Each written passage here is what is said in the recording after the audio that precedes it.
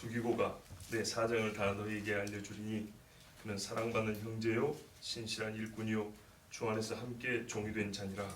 내가 그를 특별히 너희에게 보낸 것은 너희로 우리 사정을 알게 하고 너희 마음을 위로하게 하려 함이라. 신실하고 사랑을 받는 형제 오네시모를 함께 보내노니 그는 너희에게서 온 사람이라. 그들이 여기 일을 다 너희에게 알려주리라. 나와 함께 같이 아리스타고와 바나바의 생질 마가와 이 마가에 대하여 너희가 명을 받았으니 내가 일거든 영접하라. 유스도라 하는 예수도 너희에게 문안하느니라. 그들은 할례파이나 이들만은 하나님의 나라를 위하여 함께 역사하는 자들이니 이런 사람들이 나의 위로가 되었느니라. 그리스도 예수의 종이 너희에게서 온 은혜가 너희에게 전하느니라.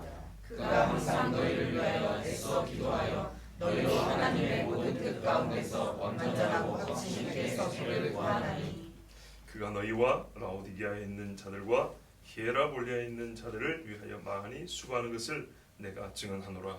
사랑을 받는 이사 누가와 또 데마가 너희에게 문안하느니라.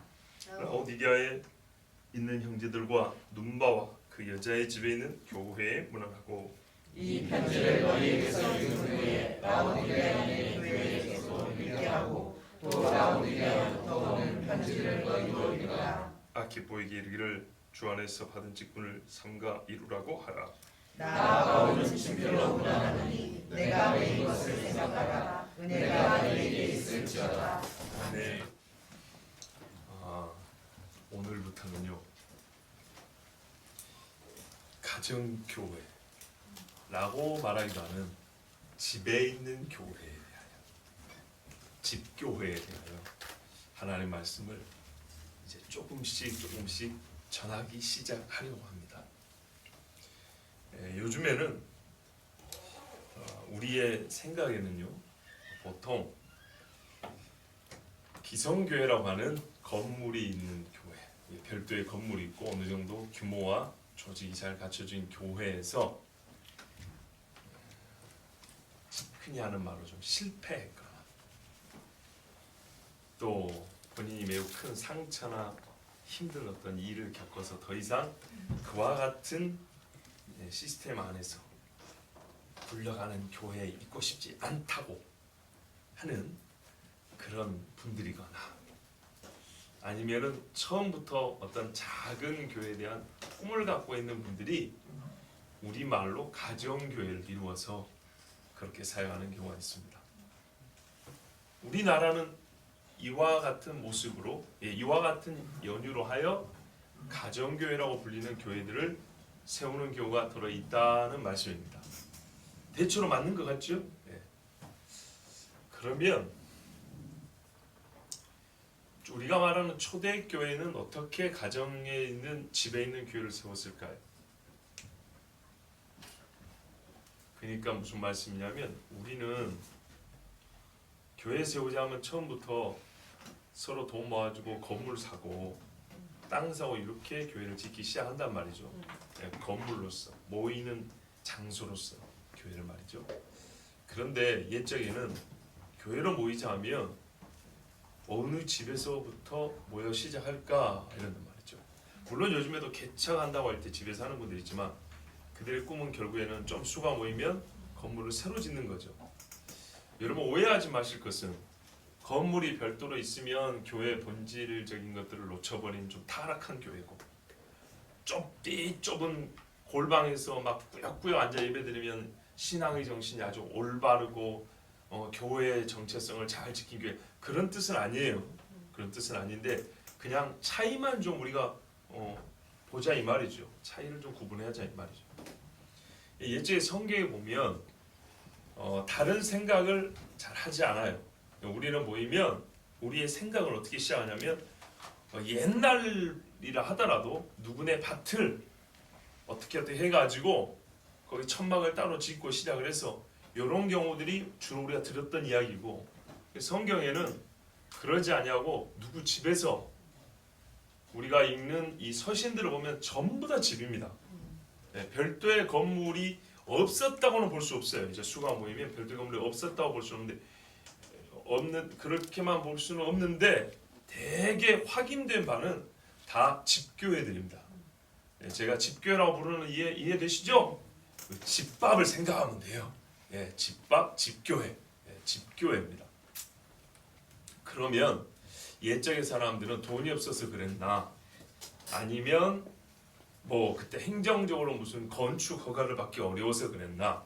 아니면 사람들에게 드러나면 안 되니까 그랬을 수도 있겠다. 그렇죠? 그런 차이도, 그런 시대적 배경도 있지요. 인정합니다. 하여튼 제가 오늘은 복잡한 이야기 하려는 게 아니고 이제 이렇게 교회가 가정에서, 집에서부터 시작되는 것이 보편적이었고 사람들의 생각에는 아주 자연스러운 교회의 처음 시작하는 장소로서 집에서 시작하는 것이 좋다 하고 그렇게 시작했다는 겁니다. 자, 오늘 저는 이제 우리나라와 옛날 이스라엘 사람들의 교회 처음 시작 모습이 조금 다르다는 거 얘기해 드리려고 하는 거고요. 그 다음에 이제 하나 짚고 넘어갈 거는 그럼 저 북한이나 중국이나 소위 종교의 자유를 허락하지 않고 기독교 신앙을 핍박하고 억압하는 나라 사람들은 또 집에서 가정에서 예배를 드리고 교회를 세우죠. 지금 현재 이스라엘도 많이 그렇게 합니다. 그렇기 때문에 교회를 꼭 집에서 세우는 것하고 따로 단독 건물을, 별도의 건물을 두어 세우는 것의 차이가 교회의 본질적인 차이가 있는 것은 아니고, 그것이 절대로 이것만이 옳고 저것은 무조건 좀 잘못되고 이것은 좀 질적으로 좀 우수하고 이것은 부족하다는 얘기는 전혀 아니란 얘기입니다. 그런 뜻은 아니란 얘기입니다. 이렇게 앞으로 이야기할 때 가정교회, 집교회 하면 너무 오해해서 목사가 그쪽으로 자꾸 이렇게 뭐라 하는 이렇게 생각하지 마시라고요. 이렇게 모여도 좋잖아요. 이게 나쁘다는 얘기는 전혀 아니라고요. 그런데 그렇게 모이는 교회들만의 특징이 분명히 있다는 얘기입니다. 특징이 있고요.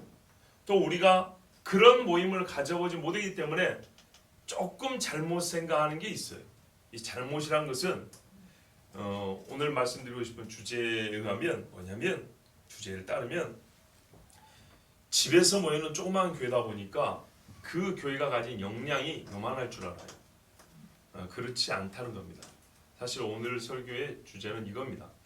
가정교회 혹은 집교회에 대하여 오늘 첫 설교를 하는데 우리가 알아야 될 건 그 가정교회라 불렸던, 또는 제 표현은 집교회라고 불리는 이 교회들이 사이즈가 작고 집에서 모였다는 것 외에 다른 면에서는 우리가 이렇게 모인 교회하고 사실상 차이가 별로 없다는 겁니다.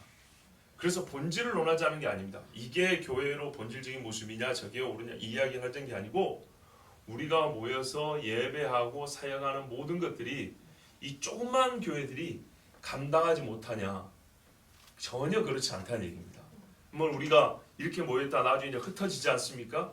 그러면은 두세 가정 모여서 뭘 할까? 그냥 예배나 드리고 말지 뭐. 결국 가정교회라는 것은 핍박을 피한 자들이, 이제 좀 노골적으로 들어갈게요.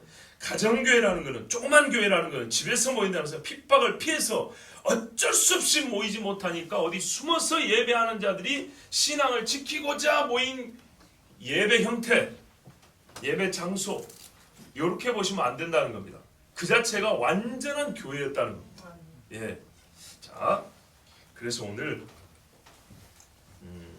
일반적으로 생각하는 것보다 집교회의 역량이 작지 않다. 이것을 여러분에게 말씀드리면서 가정교회에 대한 설교를 시작을 합니다. 가정교회, 집교회에 대한 전반적인 이야기하는 거 아닙니다. 그리고 오늘 본문에 이름들이 많이 나오는데 유스도는 어디 출신이고, 두기고는 무슨 일을 했고, 아키포는 도대체 뭘 어떻게 했건데 바울이 네가 맡은 직분을 열심히 하라고, 이런 이야기 하지 않습니다.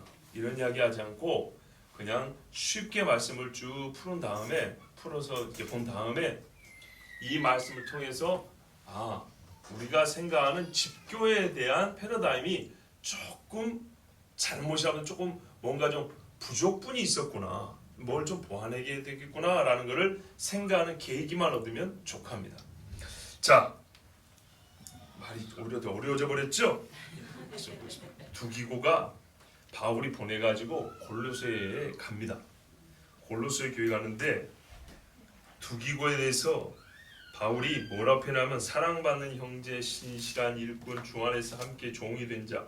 보니까 여기 기록된 이름들 중에 꾸미는 말이 제일 많아요.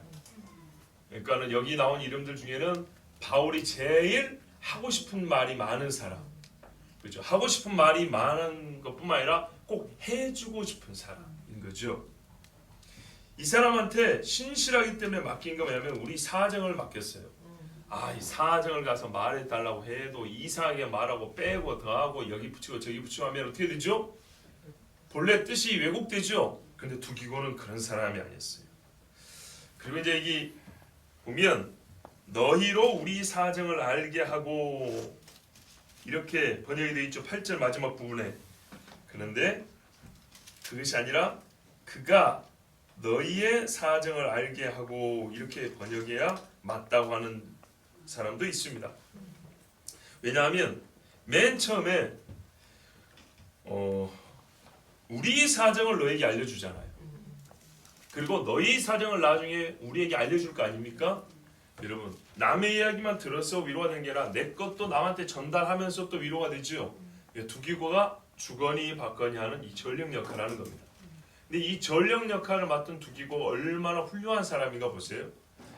말을 전할 때는 말이죠. 두기고 같은 사람한테 말을 담아주는 거예요. 자, 쉽죠? 그렇습니다.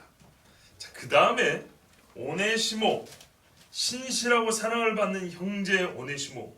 이놈 저기 종살이가 도망친 놈인데, 근데 신실하답니다. 신실하고 종살이 했던 사람인데 이렇게 본인 옛날 이야기를 다 한 거예요. 그러니까 바울이 빌레몬서를 쓰잖아요. 오네시모 받아달라고. 자기가 뭔 잘못인지 얘기를 해준 거예요. 그러면서 회개합니다 하고 예수 믿고 나와서 이렇게 이제 변화된 거예요. 그러니까 사랑을 받고 사람이 아주 신실해졌어. 오네시모를 함께 보낸다. 안다. 너희에게서 온 사람이란 거. 이게 골로새 교회에서 왔구만요. 골로새 교회가 골로새 동네에서 왔는데 그 교회 출석을 누가 하냐면 빌레몬이 하는 거예요. 부자 빌레몬이 그 교회 출석을 하는데 그 교인 집에 있던 종 오네시모가 도망쳐온 거죠. 그런데 바울을 만나가지고 새 사람이 된 거예요. 그럼 어떻게 되죠? 너희가 하나님께 예배하고 제물을 드리려 때 타인에게 형제에 잘못한 것이 있으면 가서 사화하고 오라 그러죠. 그래서 오네시모가 하나님께 죄 용서를 구했으면 사람한테도 용서를 받아야 되기 때문에 이게 지도자예요. 그래 그러면 됐어 이러면 안 돼요. 제가 작년인가 재작년에 이런 말씀 드린 적 있어요. 북에서 사람 죽이고 탈북한 사람들이 있어요. 우리 정부야, 우리 정부야, 또 일반 국민들이야. 사지를 넘어서 왔다, 고생했다 하고 살 길도 열어주고, 살 길은 열어줘야죠. 그렇지만 그 누구도 그 사람이 사람을 죽인 죄에 대해서는 묻질 않아요. 그렇죠? 살인죄에서 묻질 않아요. 그런데 말이죠. 그런 사람들이 교회 왔을 때는 우리가 어떻게 해야 되죠? 북에서 온 사람이 그냥 따뜻하게만 맞아주면 안 되고 똑같이 얘기해야 됩니다. 당신의 지은 죄를 회개하라. 여러분, 사람을 죽인 사람의 눈에는 살기가 있다는 걸 알아야 됩니다. 반드시 이거 빼야 됩니다. 살기를 빼는 게 아니고 회개를 해서 죄의 물을 빼면 살기도 빠집니다. 정말 우리가 있는 대로 말해보세요. 사람을 죽인 자가 남을 속이지를 못하겠어요? 내가 사람을 죽이고 사지를 뚫고 왔는데 간음을 못하겠어요? 강간을 못하겠어요? 충분히 할 수 있습니다. 하나님 앞에 고생하고 넘어왔다고 하면 되고 우리 믿는 사람은 회개를 시켜야 됩니다. 오네시모를 바울이 말이죠. 회개시켜서 자기 주인에게 돌려보내서 완전한 자유를 얻게 한 겁니다. 요거도 먹으라고 한 게 아니고 완전한 자유를 얻게 하려고 보냈습니다. 그런데 혼자 보내면 약하죠. 그래서 두기고 간편에 같이 보낸 겁니다. 같이 가면 두기고가 좀 도와줄 테고 믿음의 사람이 오가면서 떨리고 혹시 도망가려고 그러면 형제여 그러면 안 돼. 가서 끝까지 무릎 꿇고 주인에게 잘못했다 하고 형제로서 인정받고 자유를 완전히 얻으세요. 충분히 빌레몬은 형제에게 자유를 주실 겁니다. 이러고 가야 되겠죠. 그리고 두기고를 보면 받는 사람들도 훨씬 더 마음이 동하여요. 오네시모에게 선한 마음을 베풀 거란 말이죠. 자, 이게 지혜입니다. 그들이 여기를 다 너에게 알려주리라. 그러니까 사명으로 볼 때는 오네시모도 두기고처럼 같은 사명을 가지고 가죠. 예, 두기고가 오네시모가 얼마나 바울에게 참 인정받는 일꾼인지를 이렇게 해서 간접적으로 또 보여줍니다. 그 다음에 인사를 한 김에 누구를 인사하냐면 아리스다고. 아리스다고는 나와 함께 갇혔답니다. 요즘에 저는 안 하는데 트위터인지 페이스북인지 이런 거 하면 팔로우가 있다면서요. 그렇죠? 나 좋다고 따라오는 사람들. 근데 이 영어 성경에 fellow prisoner라고 돼 있어요. 이거 뭐라고 되죠? 감옥에서 같이 갇힌 사람인데 감옥 친구죠, 감옥 친구. 예? 조금 더 우리가 좀 생각을 좀 더 써준다면 감옥까지 따라온 동역자. 그 사람이 아리스다고입니다. 더 설명 필요 없죠. 바나바의 생질 마아가. 우리 사도행전 탐독에서 들으셨죠? 마아가는 누구 조카입니까? 여기 본문에 나왔잖아요. 바나바의 생질이라고. 근데 바나바 누나의 아들. 예. 바나바 누나의 아들인데요. 자, 이 마아가를 또 보냈습니다. 너희가 명을 받았으니 그가 이르거든 영접하라. 같이 갔는지 따로 갔는지 모르지만 마아가도 보냈습니다. 마아가를 설명할 때 뭐라고 하냐면 바나바의 생질 그럽니다. 왜냐하면 마아가에 대해서는 좋지 않은 소문이 이미 났을 거 아닙니까? 한마디로 실패한 선교사. 근데 나중에는 바나바가 참 귀한 일꾼이라고 데리고 오라는 이 어디죠? 디모데서인가 어디 보면 그런 말씀이 있죠. 자, 이렇게 아리스다고와 마가도 소개됐습니다. 그다음에 유스도라고 하는 예수만 이름이 똑같죠. 자, 이 사람도 인사를 하는데 할레파랍니다. 그들은 할레파. 그러니까 아리스다고, 마가, 유스도. 요 세 사람은 할레파입니다. 할레파는 말이죠. 이방인들하고 별로 감정이 안 좋아요. 우리 사도행전 보면 나오잖아요. 할레파, 부할레파, 헬라파, 유대파, 히브리파 그런 것처럼. 그래서 서로 이게 감정이 조금 안 좋을 수 있는데 바울이 뭐라냐면 이 말로 서로 그런 감정을 못 가지도록, 쓸데없는 좋지 않은 감정을 쓰도록 이들만은 하나님의 나라를 위하여 함께 역사하는 자들이니. 할례파지만은 할례 받은 사람이지만 할례의 우월성을 가지고 당신들을 무시하거나 이 어떤 비복음적인 그런 사고방식을 가진 사람이 아니고 나하고 똑같은 신앙을 가진 사람들로서 동역하는 사람들입니다. 하나님의 나라를 위하여 함께 역사하고 수고하는 사람입니다. 그래서 이 사람들이 나에게 위로가 되었습니다. 이렇게 설명을 해주면 이후에라도 이 사람들, 할레파인 이 사람들에 대하여 골로새를 비롯한 소아시아에 있는 교회들이 오해하지 않겠죠? 그렇죠. 오늘 보니까 좀 뒤에 보면 라오디게아가 나와요. 골로새가 라오디게아하고 근접했다는 걸 알 수 있습니다. 서로 편지를 돌려보라 그러죠. 그러니까 요한계시록에 기록된 7교회 외에 골로새도 유럽이 아니라 아시아에 있는 교회고, 또 어디에 보면 히에라폴리스가 나옵니다. 여기가 라오디게아 옆에 있는데 라오디게아에 온천이 흘러오다가 미지근해. 이게 이제 히에라폴리스에서 나오는 그 물 얘기한 거거든요. 하여튼 골로새, 히에라폴리스, 그 다음에 라오디게아 근방에 이런 교회들이 어울려 있었다는 걸 알 수 있습니다. 자, 할레파가 바울과 함께 복음을 위해 고난당한다. 참 이런 소식을 들으면 듣는 이방인의 교회도 위로가 되겠지요. 자, 이 소식을 알려줬습니다. 그리고 또 무슨 이야기를 하냐? 그리스도 예수의 종인 너희에게서 에바브라가 왔는데, 그죠? 이 사람이 지금 누구하고 있죠?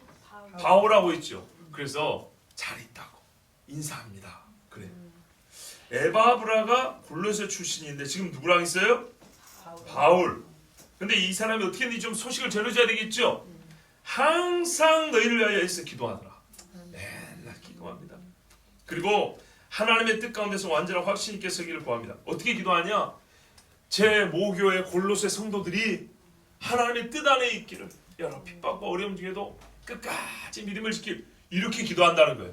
자, 우리 교회에 지금 오기 전에 모교회라고 할 만한 교회, 내 세례받았던 교회, 어릴 때 다녔던 교회 있는 분 손 들어보세요. 내리세요.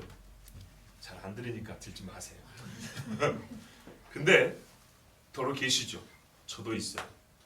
지금까지 모교회를 기억하며 기도를 하시는 분 없지요? 그래요.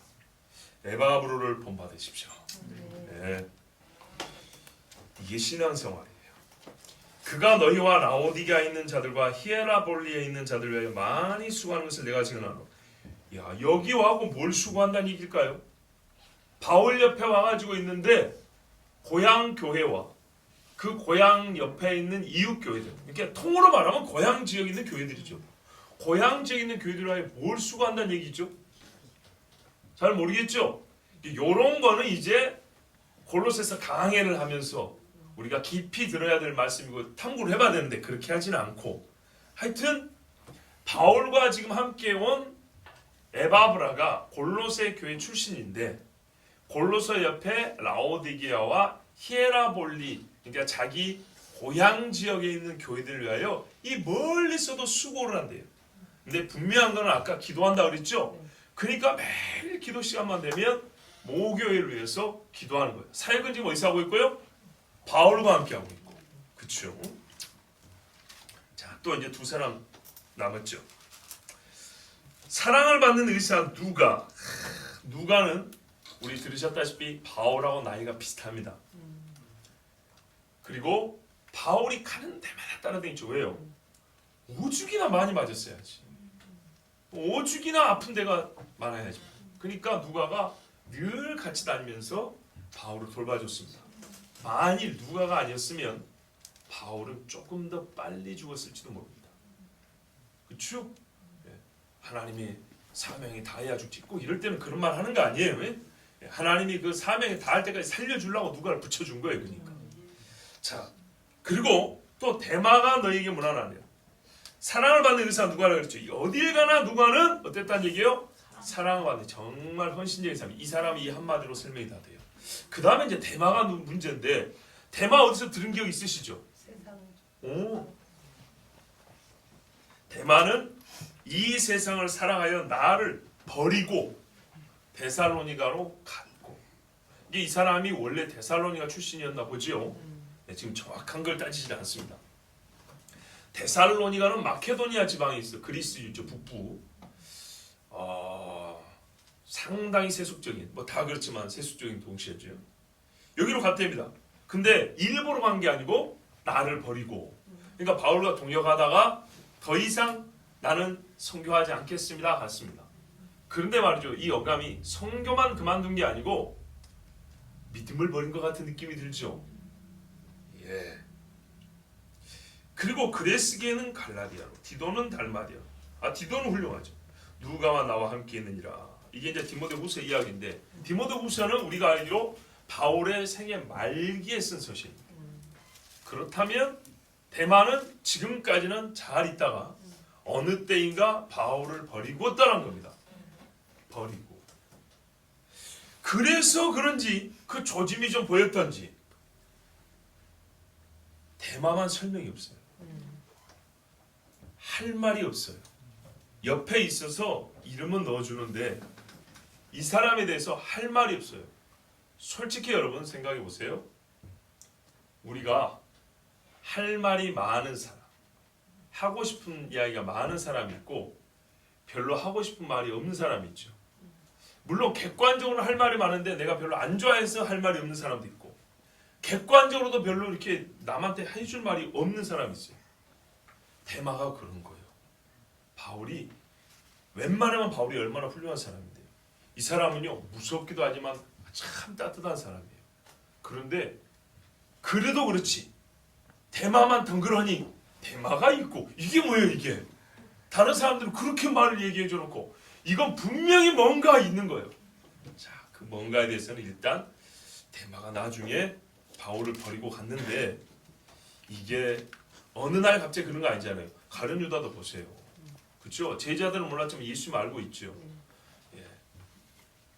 좀 더 도둑이라고 말이죠. 나를 팔자로 알고 있는 것처럼 아마 바울 정도 되는 분이라면 대마가 위험하다는 걸 아마 감을 잡고 있었을 거예요. 그리고 실제로 사역에 대마는 뭐가 나타나는 게 없어요. 그러니까 해줄 말이 없어요. 자, 하여튼 이 사람들이 너에게 문안하느니라 그랬어요. 자, 이제 라오디게아에 있는 형제들과 눈바와 그 여자의 집에 있는 교회에 문안하고 인사를 합니다. 지금 이 편지가 골로새로 가지만 라오디게아하고 서로 이렇게 교환해서 본단 말이죠. 라오디게아 한 걸 골로새가 보고 골로새 한 걸 라오디게아 보고 서로 이웃하니까. 근데 이제 이렇게 말하죠. 라오디게아에 형제들이 많이 있고 눈바라는 이 여자는 여기 처음 듣는 분 계시죠? 그죠? 굉장히 낯선 이름입니다. 예, 베베가 낯선 것보다 더 낯선 이름 눈바. 이 느낌상 꼭 아프리카식 이름 같은데 그거는 우리의 편견이고요. 하여튼 눈바라는 여자 있는데 그 여자의 집에 있는 교회랍니다. 와, 비밀 하나 알게 됐네요. 우리 요한계시록에 라오디게아 교회 그러는데 그 교회가 이 여자 성도의 집에 있었던 겁니다. 와. 이 눈바라는 여자가 자기 집을 교회로 내어줬어요. 훌륭한 여성도가 있다는데 이 여성도의 이름을 언급하면서 골로새 교회에게 말합니다. 그 라오디게아에 있는 눈바에도 내 안부를 좀 전해달라. 그 교회. 그리고 이 편지를 너희에서 읽은 후에 라오디게아인의 교회에서도 읽게 하고 라오디게아로부터 오는 편지도 너희도 읽으라. 서로 읽으라 그럽니다. 자, 교회 간에 서로 교류가 있네요. 그리고 서로 그러니까 다투지도 아니하고 자존심 싸움 이런 것도 없고. 무슨 말이냐면 여러분 우리가 편지 쓸 때 이 사람한테 쓴 거를 저 사람이 읽으면 어떻게 하죠? 안 되죠. 그런데 봐도 된답니다. 서로 이렇게 돌이켜 봐도 된답니다. 순전히 개인사하고 개인적 감정이 없는 객관적인 진리만 담아서 그러냐? 그렇진 않아요. 보시면 알겠지만 개인적인 이야기도 있거든요. 그런데도 불구하고 서로 돌려봐도 무방하답니다. 멋지구만요. 자, 아키뽀에게 이르기를. 자, 이 얘기는 골로새 교회입니다. 아키뽀라는 사람이 골로새에 있는 줄 아는데 그 직분을 삼가 이루라고 하라. 우리말로 하면 무슨 말이에요? 직분 받고 놀지 말고 그 상처 받고 누워있지 말고 일어나서 부지런히 일하라고 하라 그런 거예요. 이리 봤을 때 아키뽀라는 사람은 그 교회에서 아주 중요한 직무를 감당한 사람이라는 걸 알 수 있어요. 빌레몬서에 보면 뭐라고 되냐면 빌레몬과 자매 압비아와 우리와 함께 병사된 아키뽀와 내 집에 있는 교회에 편지하노니 이렇게 돼 있다고요. 우리와 함께 병사된 아키뽀. 보통 바울이 병사라는 말을 쓸 때는 말이죠. 복음 증거하는 사람들, 같이 이렇게 투쟁하며 복음 증거하는 사람들 위주로 이름 호칭을 붙이거든요. 그랬을 때 아키뽀가 이 골로새 교회에서 말씀을 가르치는 교사 역할을 했나 봐요. 그러다가 뭔가 상처를 받았는지 아니면 본인이 약간 실족을 했는지 요즘 말로 하면 일을 안 하고 쉬고 있는 거죠. 사역에서 손 띄고 있는 거죠. 그러니까 바울이 그 소식을 듣고 그러지 말고 내가 다 아니까 같이 기도해 줄 테니까 힘내서 다시 말씀을 가르치라. 이렇게 얘기를 하는 거예요. 그리고 바울이 어떻게 해요? 친필로 문안합니다 하면서 너희가 내가 지금 인사도 하고 또 권면도 하고 약간 책망주의 말이잖아요. 아키포 같은 경우는 너에게는 다른 길은 없어. 그냥 앞으로 가는 거야. 뭐 이런 말이거든요. 위로받을 생각하지 말고 너 하나만 받은 사명 죽든지 살든지 그냥 가. 해. 뭐 이런 말이란 말이에요. 자, 어떤 식으로 누구에게 표현을 했던지 안에 여러분이 다 받을 수 있는 거는 내가 지금 어떤 상태요? 메인받은 상태예요. 그리스도의 복음과 나라를 위하여 메인받은 상태. 요 한 가지만 생각하면 여러분이 내가 하는 인사도 진실로 들을 것이고 책망은 책망대로 권면은 권면대로 부탁은 부탁대로 다 그렇게 받을 수 있다는 얘기죠. 그리고 이 편지를 받는 여러분에게 하나님의 은혜가 있을지어다. 이렇게 인사말을 했습니다. 자, 내용적으로 어렵지 않죠? 하나 어렵지 않습니다. 자, 여기서 우리가 이제 하나 생각할 것, 이 말씀을 통하여 얻고 싶은 통찰이 있는 겁니다.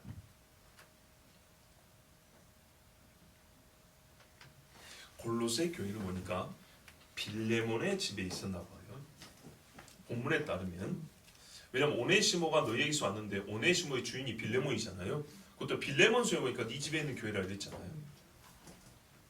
그리고 옆에 라오디게아에는 눈바라는 여자 집에 교회가 있고요.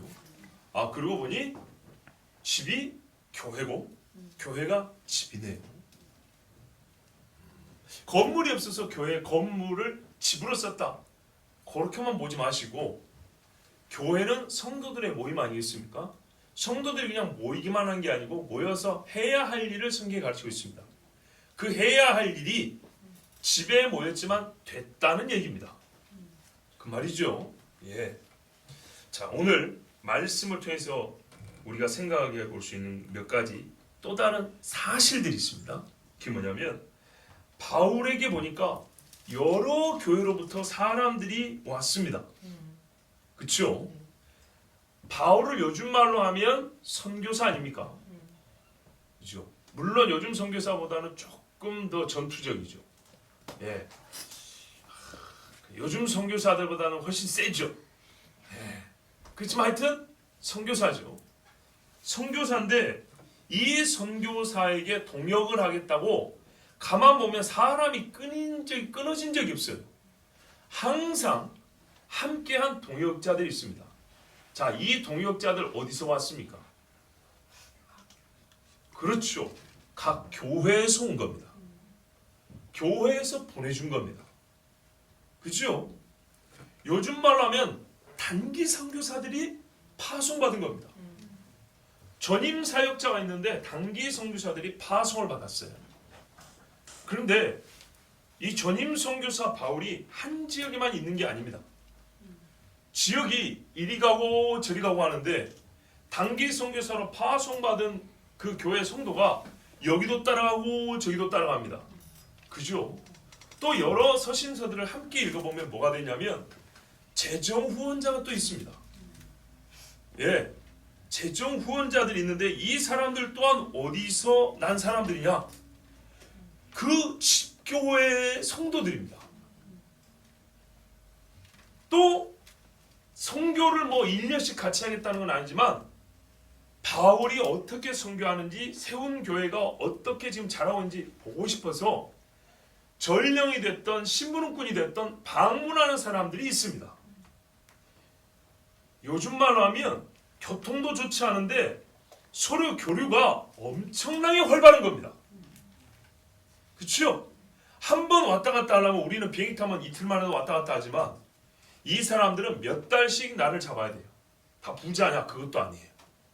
또 위험해요, 생각보다. 그런데 가만 보면 바울 옆에 사람이 끊이지 않는데 다 어디서 났냐? 그 동네에서 난 사람들이 아니고 바다를 건너서 대륙을 건너서 온 사람들이 끊이지 않아요. 지금 바울이 어디 있습니까? 추정컨대 로마나 뭐 유럽 어딘가 있는데 골로새는 아시아 아니겠습니까? 그럼 에게란 이 지중해 바다를 건너와야 되는데 이 사람들이 예루살렘에 있건 아시아에 있건 유럽 로마에 있건 뭐 고린도에 있건 간에 항상 보면 각 교회에서 보내진 동역자들이 여럿 있고 각 교회에서 재정을 가지고 온 사람이 있고 방문하여 온 사람이 있고 감옥에 있으면 우리 정말 잘 들으신 마태복음 25장처럼 정말로 갇혔다는 소식 듣고 옥바라지를 할 참으로 사식이라도 넣어주려고 세상에 먼 바다를 건너서 온 사람들인데 이 사람들이 다 어디냐? 개인 신앙생활 자기 독방에서 신앙생활하는 게 아니라 다 교회 성도들인데 요 집교회 성도들이라는 거예요. 맞죠? 형편을 묻고 싶은 사람도 집교회 선교사들이고 1년씩 2년씩 함께 있다가 정말 돈 전해주러 왔다 선교 헌금 전해주러 왔다가 괜히 복음 전하러 같이 하다가 깜빵 들어간 사람도 있고 그런데 이런 일을 크게 생각하지 않고 예사로 생각을 합니다. 우리식 요즘으로 볼 때는 누가 한 사람 감옥에 들어갔다 하면 큰일이 날 건데 그렇게 호들갑스럽지 않게 얘기합니다. 나와 함께 오게 갇힌 아리스다고 우리가 만약에 감옥에 갇힌 사람이 있다면 편지 한 장을 이 사람 이름으로 다 채웠을 겁니다. 그런데 이렇게 간단하게 합니다. 중요한 일이지만서도 호들갑스럽지 않게 즉 큰 어려움을 당하도 이거를 당연하다고 생각할 정도의 신앙이 있는 사람들이 이 작은 교회들에서 파송받아온 사람들입니다. 파송이 됐건 본인이 됐던 자 하나 물어보겠습니다. 우리 교회가 지금 이만한 일을 하고 있습니까?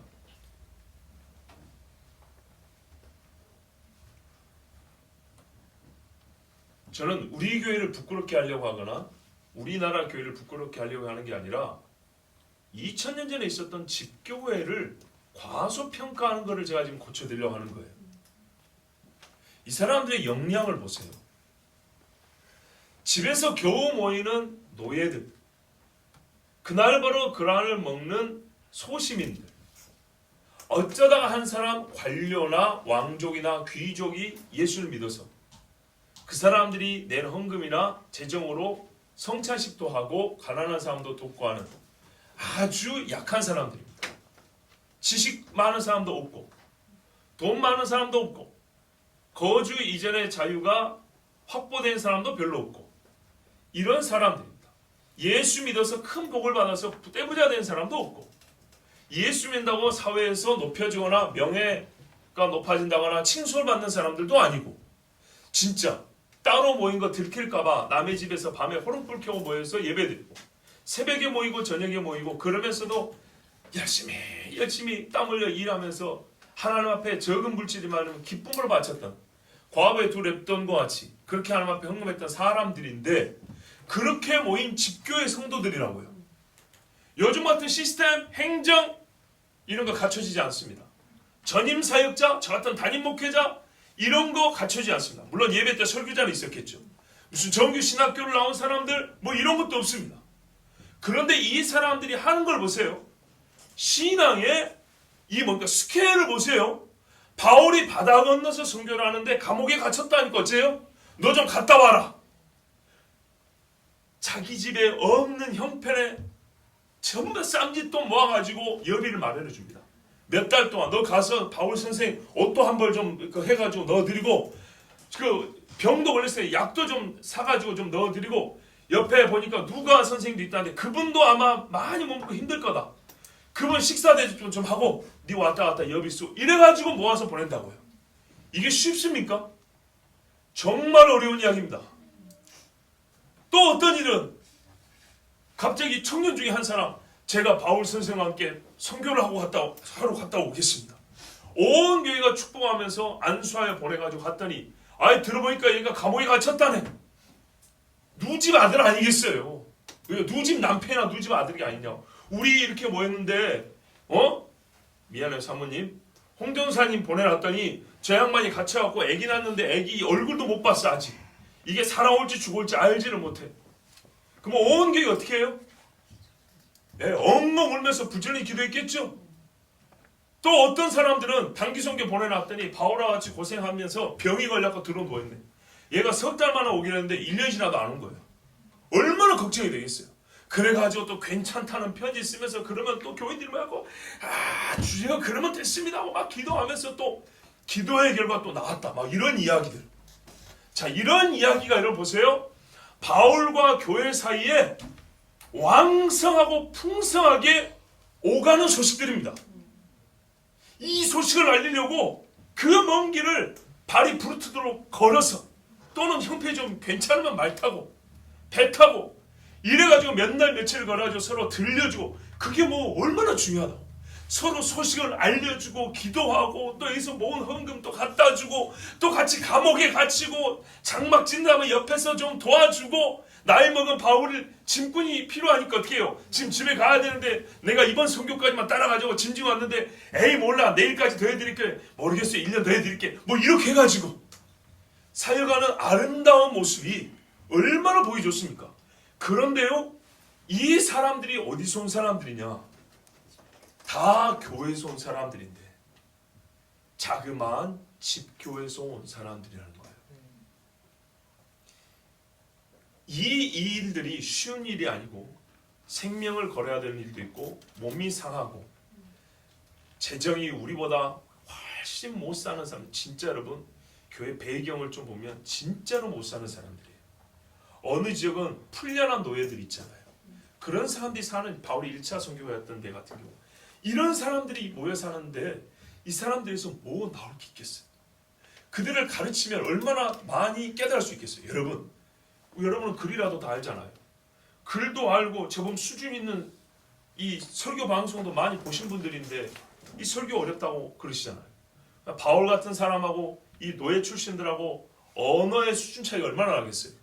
그런데도 눈에 불을 켜고 몇 줄을 듣고도 순교에 이르도록 얼마나 훌륭한 사람들입니까? 근데 이 사람들 어디 살아요? 집교회에 살아요. 집교회. 지금 대형 교회들이 갖고 있는 신앙 정신보다 훨씬 낫고요. 우리만한 교회가 할 수 있는 역량보다 훨씬 더 힘있게 사역하고 있는 게 보이지 않습니까? 집교회가 말이죠. 모이지 못해서 그냥 흩어지어서 소규모로 모이는 작은 소규모 교회라고 생각하시면 안 돼요. 겉보기 규모는 작은데 교회가 해야 할 일을 다 했어요. 물론 좀 큰 집에는 수십 명도 모이죠. 근데 오늘날 전반적인 교회와 비교해보면 진짜 작은 교회들입니다. 우리의 기준으로는 여러분 대한민국 성도들 중국 가니까 중국 교회인데 앞서 고개 뻣뻣하게 들더니만 예? 당신들이 뭐 성경이나 좀 알겠어 하고 그러다가 아주 개망신을 당하죠. 예배 드리는 가지 성경 지식이 얼마나 훌륭한데요. 진짜 중국에 가면요 대부분이 이 도시 사람들이 아닌 경우는 초등학교 졸업이 다 합니다. 보통 그럽니다. 아직도 나이 좀 든 분들은 그래요. 그런데도요 성경 지식은 훌륭합니다. 열정 받고 정열이 정말 대단합니다. 그런데 대한민국 교인들이 왜 무시한지 아세요? 교인들도 제가 더 많은데 소위 잘 사니까, 우리가 돈 갖고 가니까, 우리가 방문하니까 그리 교만해가지고 중국 성도들 무시하는데 그러다가요 정말 얼굴 뻘게 창피당하고 오는 사람들이 있어요. 이 사람들 오늘날 우리 기준으로 볼 때는 그냥 옛날에 변변치 않은 사람들끼리 모여가지고 그냥 대충 예배드리고, 그러나 마음의 순수함을 인정하는데 그들의 교회가 감당해야 될 사역의 역량에 대해서는 우리가 제대로 평가를 못하는데, 오늘 이 이야기만 보세요. 누가 우리에게 이런 편지를 보낼 수 있습니까? 요 보면 그대로 누가 우리 중에 옥에 갇힌 사람이라든지 떠나서도 모교회를 두고 두고 기도를 한다든지, 노예를 데려왔는데 노예를 변화시켜서 다시 너 돌아가, 우리 중에 말이죠, 너 왔어요, 당신은 그러면 안 돼, 당신 죄를 가지고 누구한테 회개하고 오세요, 이렇게 한다든지, 이렇게 가르치고, 아키포 당신은 하나님 앞에 안수받고 받은 직분자 아니야, 그러죠? 일어나, 이런 이야기를 너끈히 듣고도 남을 수 있는 교회, 훌륭하죠? 예, 이게 집교회였어요. 집에서 모인 교회였어요. 여러분, 제가 중국 가서 본 교회들은 대부분 집교회입니다. 성도들이 자기 집으로 와서 머물라고 합니다. 거기 가면 화이트보드에 교리교육원과 한자로 막 써져 있습니다. 거기서 모인 성도들의 신앙생활은 모여서 예배하는 것뿐만 아니라 신앙 정신과 그들의 사역의 이 역량을 보면 우리 구역 예배 사이즈밖에 안 되는데도 우리는 한 번 모여서 예배하는 것도 힘든데, 그 사람들은 예배가 아니라 진짜 오늘 본문처럼 교회가 해야 할 기능을 다 감당을 합니다.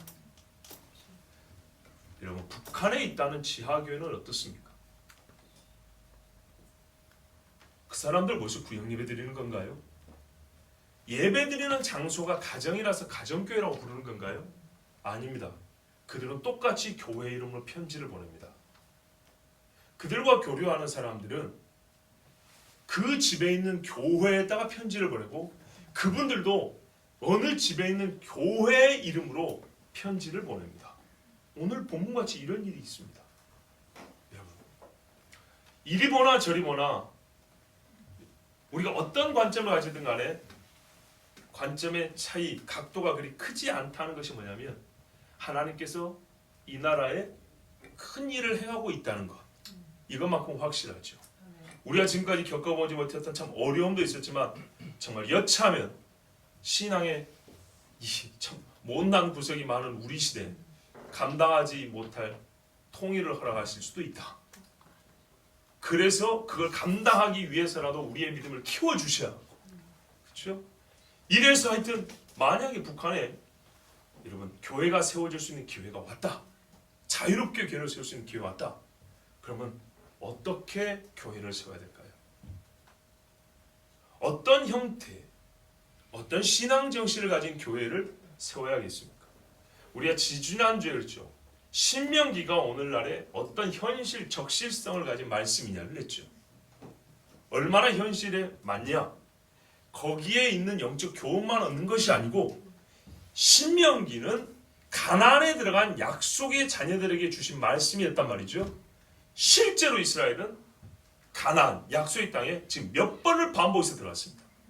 들어가서 하나님의 신명기를 어기니까 신명기에 기록된 대로 쫓겨나고 죽고, 하나님께서 다시 약속의 땅으로 들여보내줘서 또 신명기를 지키는가 봤더니 안 지키니까 또 쫓아내고 죽여버리고, 또 하나님은 끝까지 그 땅에 보내준다 했거든요. 그래서 또 들이켜 보내줘서 또 신명기를 지키느냐 안 지키느냐 보는 것처럼, 여러분 이때 당시 교회가 말이죠, 그때의 교회 이런 교회가 있었고, 우리가 이기서 신앙 정신만 교훈을 배우는 게 아니고 바로 이런 형태의 교회가 이제 진짜로 틀 말이죠. 교회의 형 자체가 이런 교회가 세워져야 할 때가 온 겁니다. 그리고 이런 교회는 큰 규모를 자랑하는 교회보다 훨씬 힘이 강합니다. 보십시오. 전부 다 우리가 말하는 신약 성경에 기록된 사랑하는 형제요, 나와 함께 고난에 동참한 자들이요, 신실한 자들이요, 하나님의 나라를 유업으로 받을 자들이라고 부르는 교회는 전부 다 집교회란 말이죠. 그리고 실제로 이와 같은 집교회 형태 자체가, 이런 교회들이 거의 같은 신앙 정신을 가지고 중국에도, 저 수많은 공산권 국가도, 바로 요 수십 킬로 위에 북한에도 이와 같은 교회 형태가 지금 남아있는 겁니다. 여러분 진짜 현실적으로 생각하세요. 이런 형태의 교회는 북한에 못 남아있습니다. 그렇죠? 저 수만 명이 들어가는 교회는 절대로 존재할 수가 없습니다.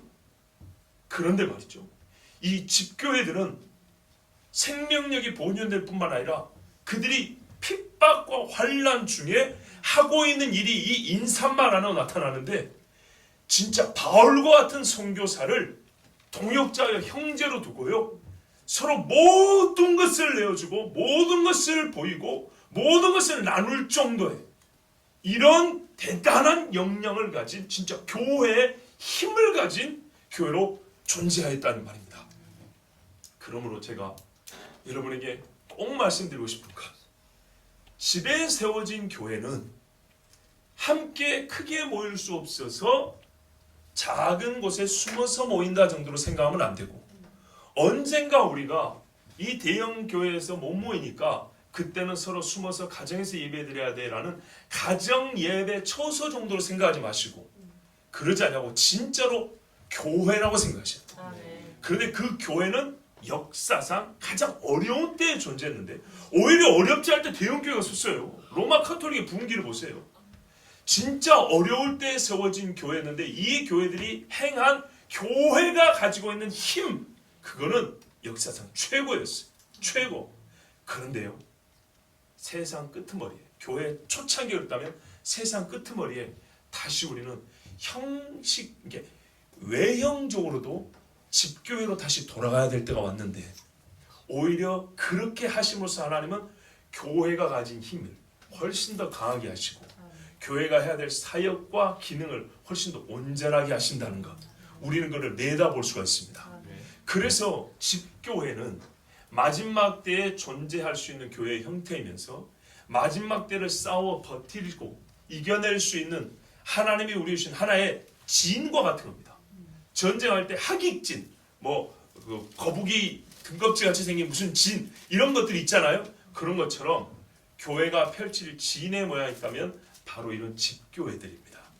그래서 여러분 지금부터 우리는 기도해야 됩니다. 북녘에 교회를 세우더라도 우리는 큰 교회를 세울 것이 아닙니다. 어느 집에 모이는 교회. 그래서 서로가 서로에게 혹시 저 사람이 배신하면 죽을 수도 있잖아요. 그거를 걱정하지 않고 왕래하며 교류하며 성령으로 교통할 수 있는 교회. 모든 기쁨과 슬픔과 어려움을 다 공유해도 하나의 두려움과 걱정이 없는 그런 교회. 진짜로 한 몸이 된 교회. 교회 안에서 한 몸이 아니라 교회와 교회 자체가 하나의 지체처럼 정말 한 몸이 된 교회. 그렇게 돼야 합니다. 우리의 예를 들면 지금 우리 5줄 앉아 있잖아요. 이 5줄이 한 집마다 집교회가 됐다 치자고요. 그러면 이 한 줄이 진짜 지금 하고 있는 일을 온전히 감당하는 거예요.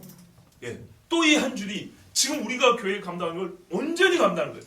물론 규모는 좀 작아지겠지만 절대로 교회로서의 정체성과 사역이 약해지지 않아요. 그냥 겨우 모여서 예배드리는 정도가 아니라 선교도 하고 봉사도 하고 전도도 하고 방문도 하고 기도도 하고 말씀도 가르치고 이 모든 일이 온전히 가능한 집교회를 우리는 준비해야 합니다. 그리고 그렇게 북한에도 교회를 세울 것을 우리가 하나님 앞에 기도하여 하나님의 뜻을 구해야 합니다. 예, 우리 이 시간